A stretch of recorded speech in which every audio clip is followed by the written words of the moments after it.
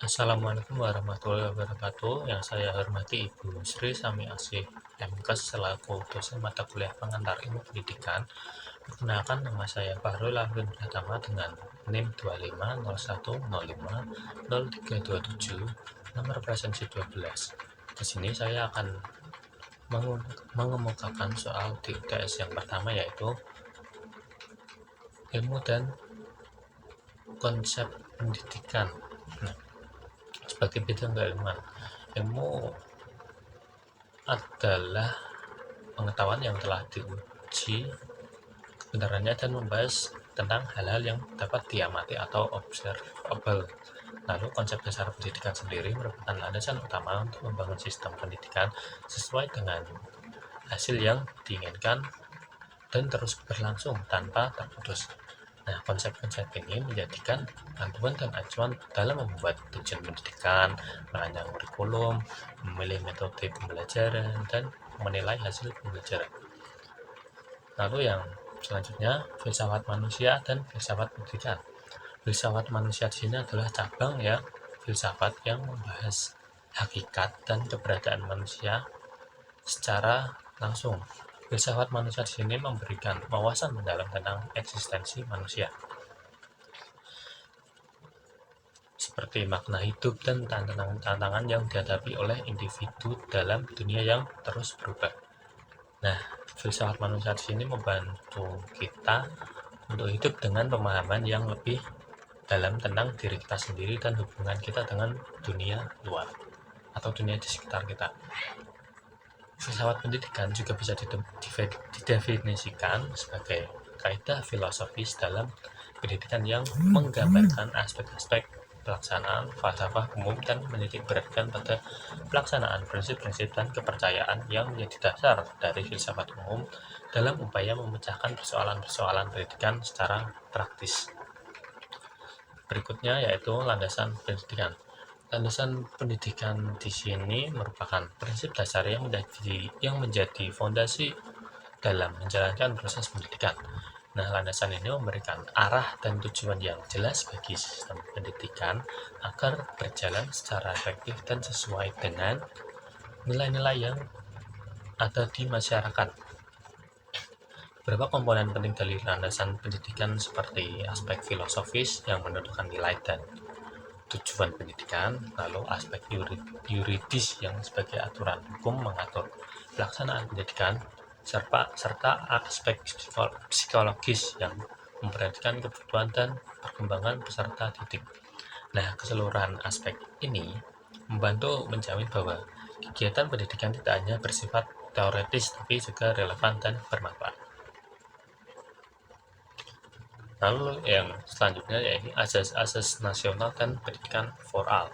Nah, asas seperti Tutwuri Handayani adalah prinsip pendidikan yang diperkenalkan oleh Ki Hajar Dewantara, sosok penting dalam dunia pendidikan Indonesia. Nah, ini dari asas ini adalah peran guru sebagai pendamping di belakang siswa yang memberi semangat, motivasi, dan dorongan agar siswa dapat belajar dan mengembangkan kemampuannya secara mandiri. Guru di sini tidak mengekang, melainkan memberikan bimbingan dari belakang sehingga siswa merasa bebas untuk mencoba dan tumbuh sesuai dengan caranya sendiri. Lalu yang selanjutnya, etika dan profesionalisme dalam pendidikan. Etika dalam pendidikan di sini mengacu pada prinsip-prinsip moral dan standar tingkah laku yang harus dipegang oleh para pendidik dalam menjalankan tugasnya untuk mengajar. Nah, etika ini mengarahkan supaya guru dan tenaga pelajar bersikap jujur, adil, dan bertanggung jawab serta konsisten. Jadi nanti akan terbentuk suasana belajar yang nyaman dan saling menghargai sehingga hubungan antar guru, siswa, dan orang tua saling mengharmonis dan produktif, saling menghargai. Sementara itu, profesionalisme dalam pendidikan di sini menggambarkan sikap dan kompetensi guru dalam menjalankan perannya secara serius dan penuh dedikasi. Guru di sini selalu berusaha meningkatkan kualitas pembelajaran serta mematuhi aturan yang berlaku. Sikap ini penting supaya proses belajar dan mengajar bisa berjalan lancar dan siswa dapat mencapai potensi terbaiknya dalam pembelajaran. Ketika etika dan profesional ini menyatu, pendidikan tidak hanya mengembangkan kemampuan akademik, tapi juga karakter peserta didik secara menyeluruh, menjadikan lingkungan belajar yang berkualitas dan dapat dipercaya. Lalu yang terakhir di sini, dimensi-dimensi kemanusiaan. Dimensi-dimensi kemanusiaan merujuk pada aspek-aspek yang melekat pada kehidupan manusia sebagai makhluk ciptaan yang kompleks dan utuh. Berdasarkan kajian jurnal dan artikel ilmiah, dimensi kemanusiaan mencakup beberapa aspek utama, yaitu rasionalitas, moralitas, spiritualitas, dan sosialitas. Rasionalitas di sini berkaitan dengan kemampuan manusia untuk berpikir dan mengambil keputusan. Lalu moralitas di sini menegaskan nilai-nilai dan norma yang menjadi pedoman kebaikan dalam tindakan manusia. Selanjutnya, spiritualitas di sini berkaitan dengan kesadaran dan pencarian makna hidup, seperti keagamaan dan sebagainya. Lalu sosialitas menunjukkan bahwa manusia adalah makhluk sosial yang membutuhkan interaksi dan hubungan dengan manusia lain. Memahami dimensi-dimensi kemanusiaan ini sangat penting dalam pendidikan, karena pendidikan tidak hanya mentransfer pengetahuan, tapi juga membentuk karakter, kepribadian peserta didik secara menyeluruh. Pendekatan yang mudah dipahami menekankan bahwa proses pembelajaran harus memperhatikan keseluruhan aspek kemanusiaan tersebut. Dan dalam dunia pendidikan, hal ini dan membantu menciptakan lingkungan belajar yang bermakna, memanusiakan peserta didik dan membekali mereka untuk menjadi individu yang tidak hanya cerdas, tapi juga matang secara sosial dan spiritual. Lalu untuk pertanyaan berikutnya, kita menjumpai di masyarakat ada orang baik dan orang jahat. Mengapa bisa demikian, dan bagaimana guru mengupayakan supaya murid-muridnya ke depan menjadi orang baik?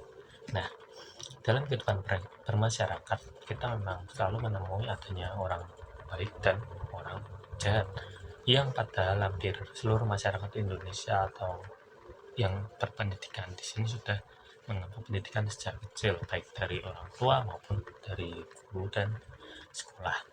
Nah, ada beberapa faktor menurut saya yang menyebabkan munculnya sikap jahat pada anak di masa depan.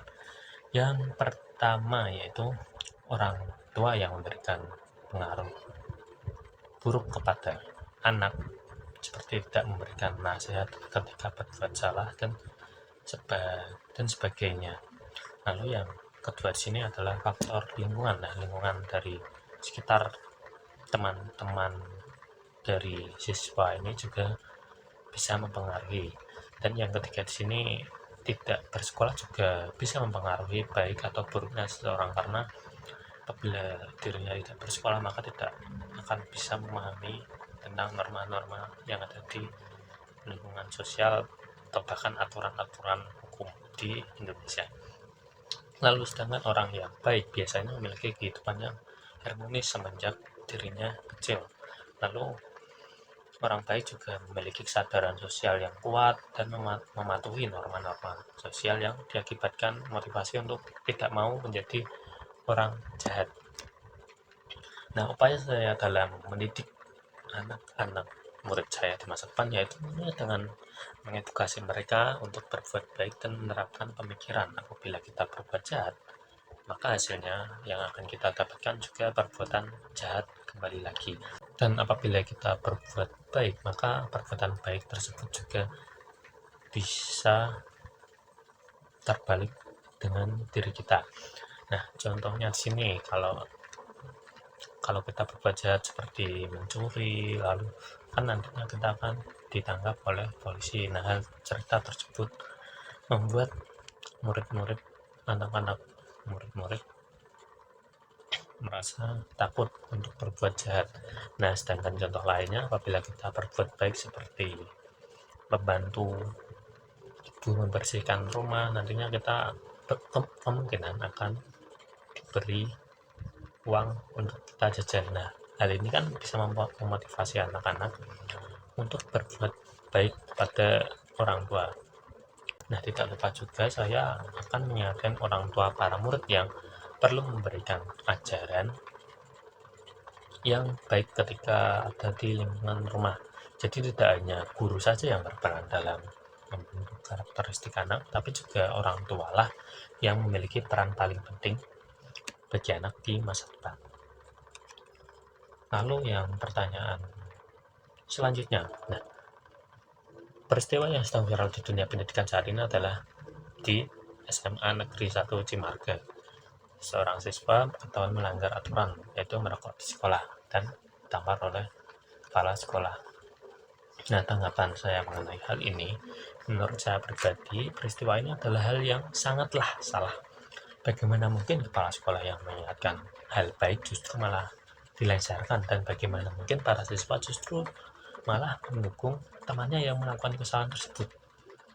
Nah, kasus ini menunjukkan bagaimana parahnya pendidikan kita di masa sekarang.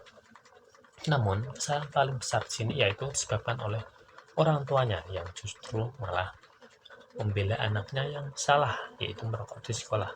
Bukannya memberi edukasi, pemahaman, nasihat mengenai bahayanya rokok, namun justru malah dibela habis-habisan hingga melibatkan polisi.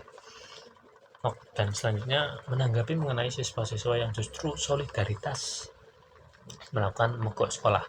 Nah, pada bagian ini menurut saya yang berperan besar yaitu adalah guru-guru yang mengajar, karena guru-guru di sini dalam berita justru malah memotivasi siswa untuk melakukan mogok sekolah yang disebabkan oleh guru tersebut mempunyai dendam pribadi. Nah, guru ini tidak hanya satu tapi banyak, makanya bisa mengajak banyak siswa untuk melakukan mogok sekolah. Nah, hal ini menunjukkan ketidakprofesionalitasan guru yang mengajar di sekolah tersebut. Bukannya mengajak untuk membela kepala sekolah yang mengingatkan hal-hal yang benar, tapi justru memberikan dorongan kepada siswa untuk melakukan hal buruk.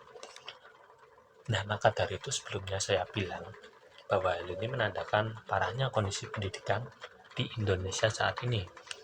Karena mungkin di luar sana masih ada juga kasus-kasus serupa semacam ini, namun ditutupi karena hal ini menyangkut dengan nama baik sekolah.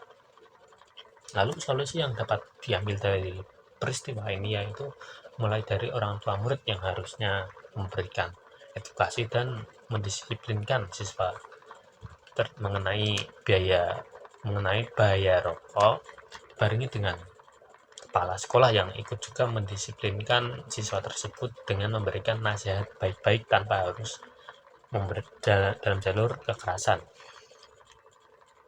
Nah, selanjutnya adalah sikap guru yang harusnya menerapkan sikap profesional dalam mengajar dan tidak mencampurkannya dengan urusan pribadi, serta mengambil contoh peristiwa ini sebagai bahan ajaran kepada murid lain bahwa merokok itu tidak baik dan sangatlah salah, apalagi di lingkungan sekolah. Dan selanjutnya sifat gubernur yang tidak secara terus terang melengsarkan kepala sekolah yang pada dasarnya niatnya sudah benar. Baik, demikian yang bisa saya kemukakan dari UTS PIP pada hari ini. Mohon maaf apabila ada kesalahan dalam pengucapan ataupun sebagainya. Saya Farul Pratama. Sekian dan terima kasih.